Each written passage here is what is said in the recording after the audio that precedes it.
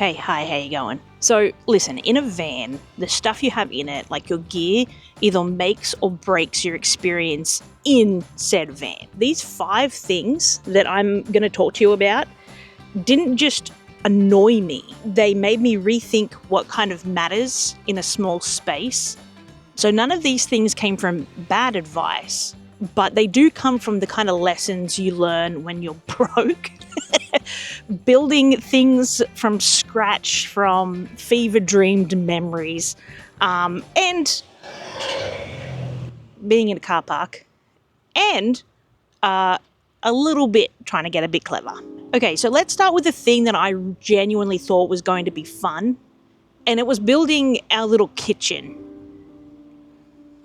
Don't laugh, Elise. As I'm sure you could probably see from previous videos, I built it from scratch.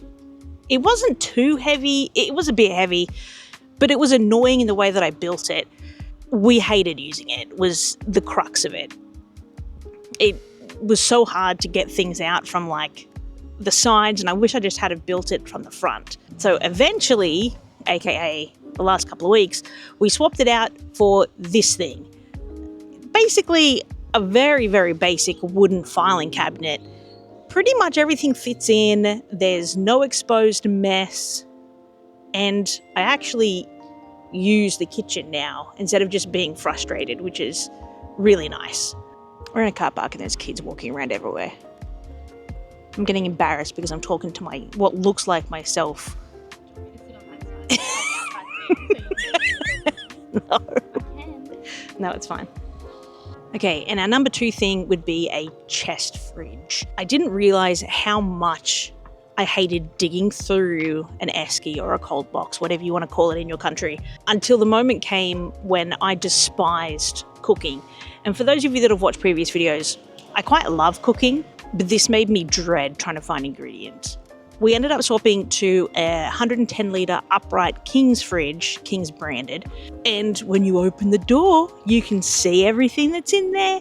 You can put things on top of it, which you couldn't do with a chest freezer. It was kind of dead space the whole way through.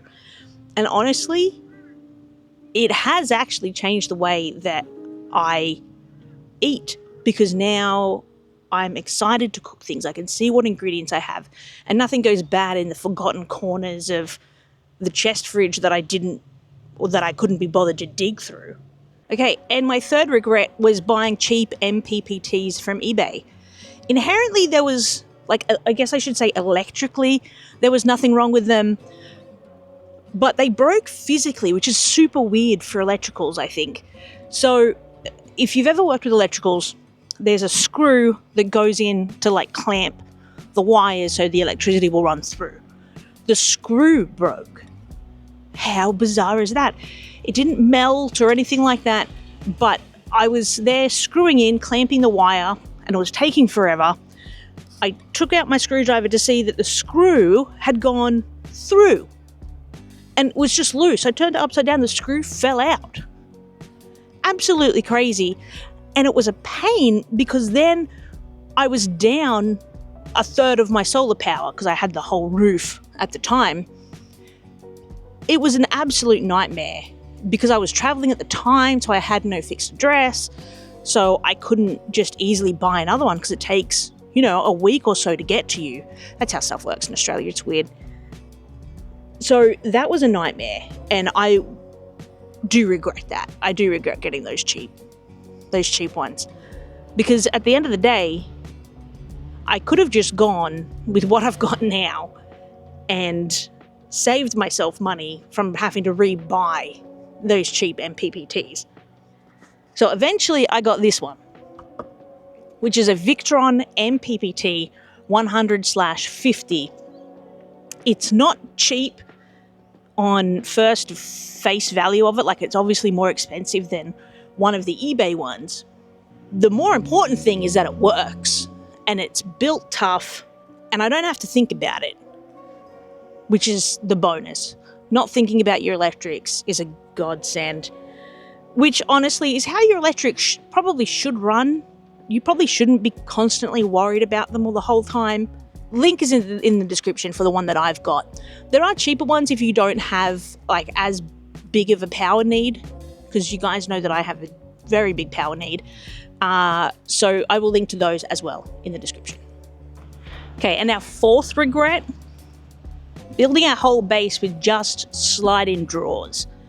Now, I feel like most people think that this is going to be a good idea, but it wasn't for us, and let me tell you why. They're really good until you go to put something that is a little bit awkward in them. And then you have no space. It's bizarre, because then you have no space for chairs, a backpack, nothing, because you lose space on the sides of these things where they slide into. So what we've done is we ended up making just a big hole on this side so that we can fit the toolbox, extra backpacks, extra blankets, chairs if we want to. I've got a hiking bag with a tent up the back. And none of this stuff would have fit into the second drawer that we had here. We've kept 2 drawers, the one behind me that you saw before, and then one for like kitchen stuff. That's it. This open space is a godsend. I would highly recommend a large open space. And our number 5, our very last one, was the ever-coveted Sirocco fan. I'm not going to lie to you, the reviews on these fans were whatever. They probably will continue to be fantastic. Mine started rattling after 13 months, so I was just outside of its warranty. And I went to take it back to the place I bought it from.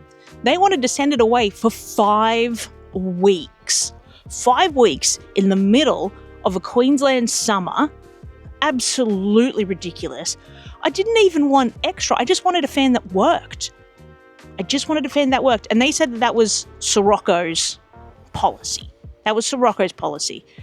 So that really soured me.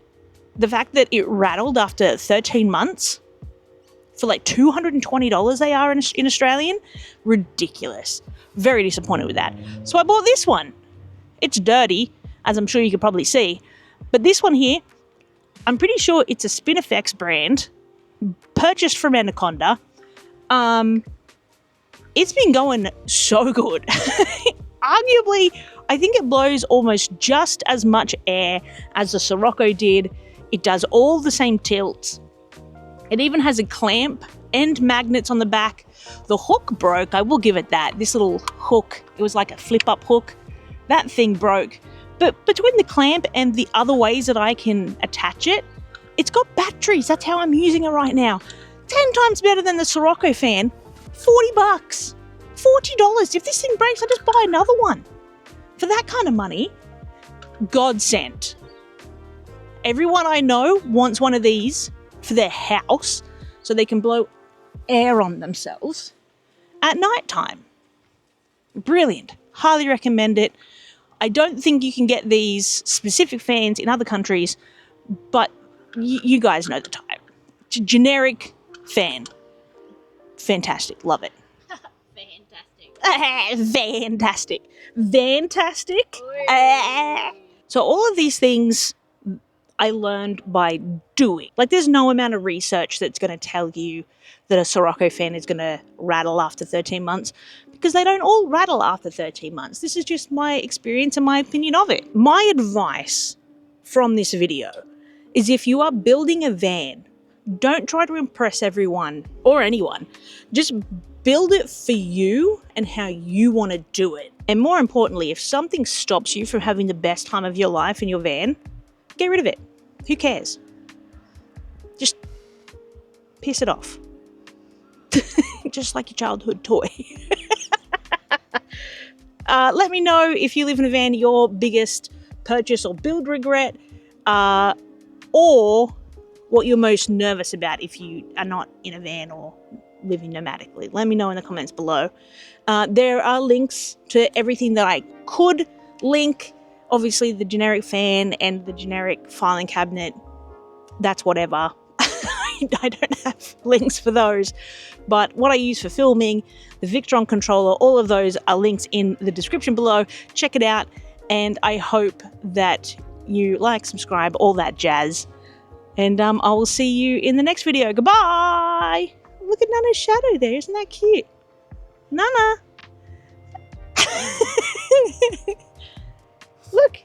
do.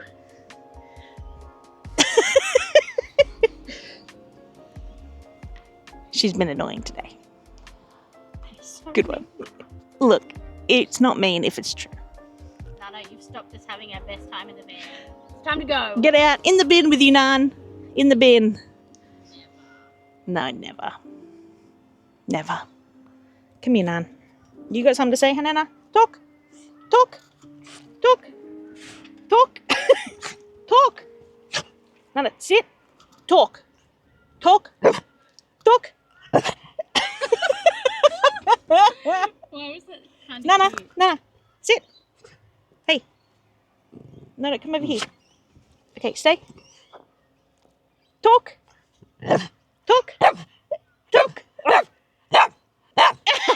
You're a good one. You're a good one.